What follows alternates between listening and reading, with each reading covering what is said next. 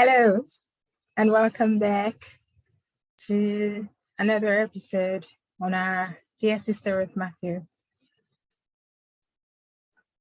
If you have been on YouTube, Facebook, you will have seen, and you are keeping track with Prof X, Chantel Kev, you would have seen videos flying around on how Ruth Matthew and her family have been a direct threat has been made on their lives. For the fact that my platform, this outlook is all about positivity. And I have vowed never to add to the popularity of those godless people. I will not show their videos here.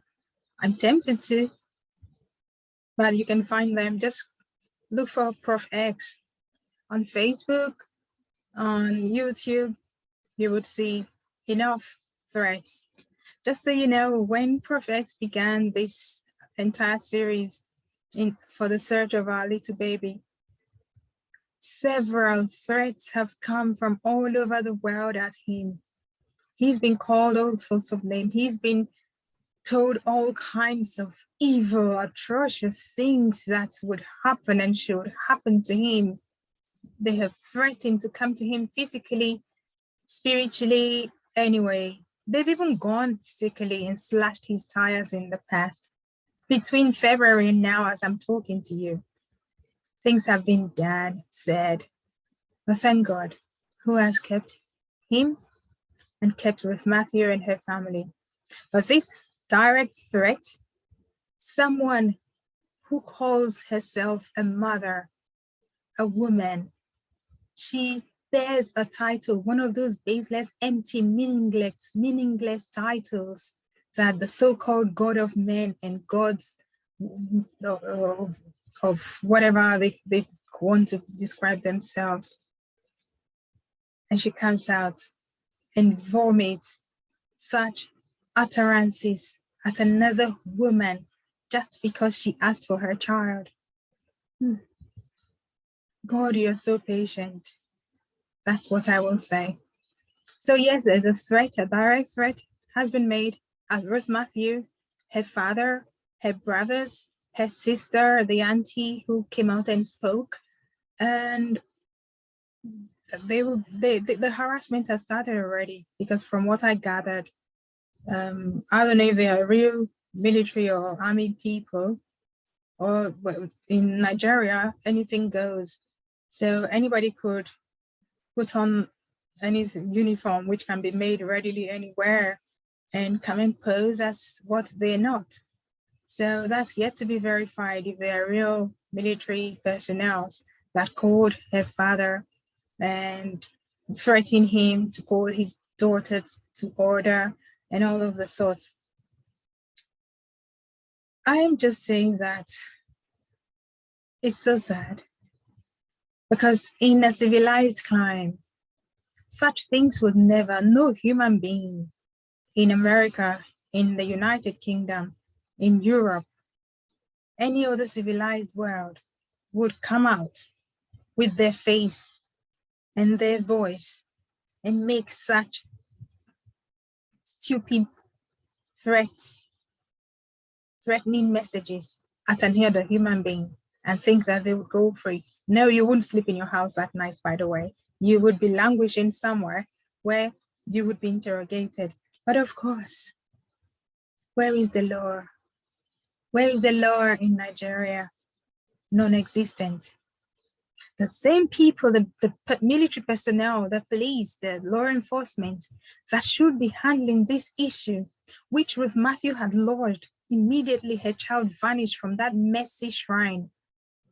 In 2019, April 15, she went and lodged a complaint at the police station.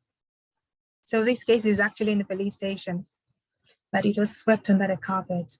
It was all kinds of dilly-dallying, manipulative activities went on, monies, of course, exchanged hands, and she now is the one who's been harassed, threatened.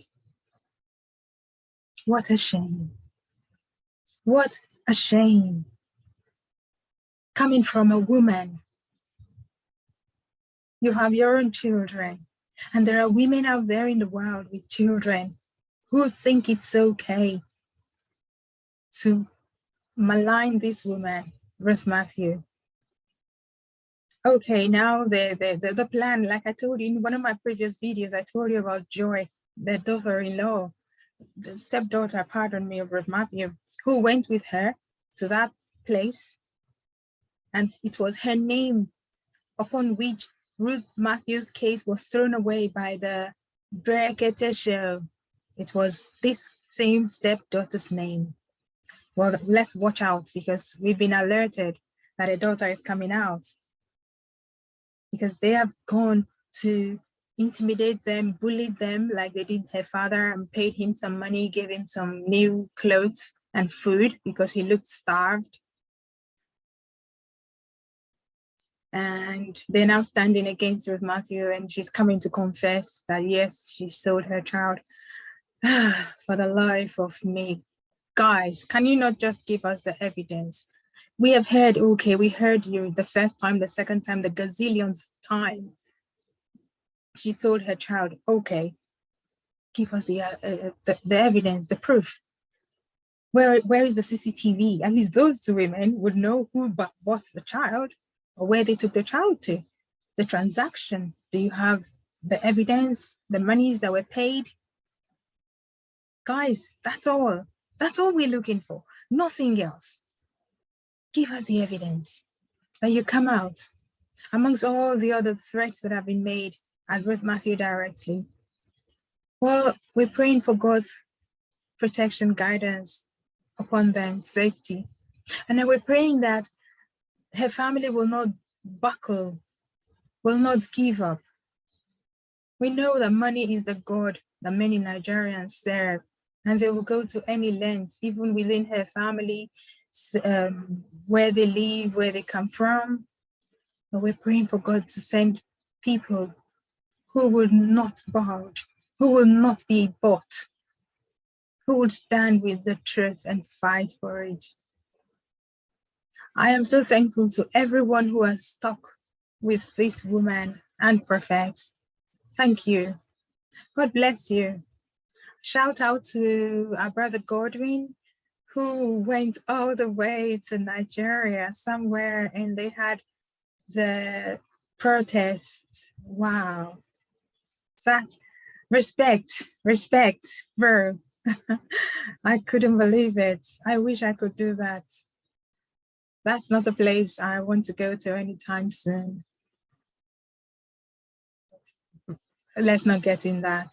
But we're just here to say that the threat is real, the scare tactics are real, and I'm praying and hoping that Ruth Matthew, her family, her father, her brothers, her aunties, uncles, distant and near relations will not be used against this woman. I'll come back later to talk about the community. I thank you for your time. Let's all continue to be in unity, in one accord, standing with Ruth Matthew, with Prof X, Chantel Kev, Ijele, the farm lady, anyone else who's fighting on behalf of this precious child. Let us continue, because at the end, victory is ours. So it's me. I'll see you again soon. Take care. God bless you.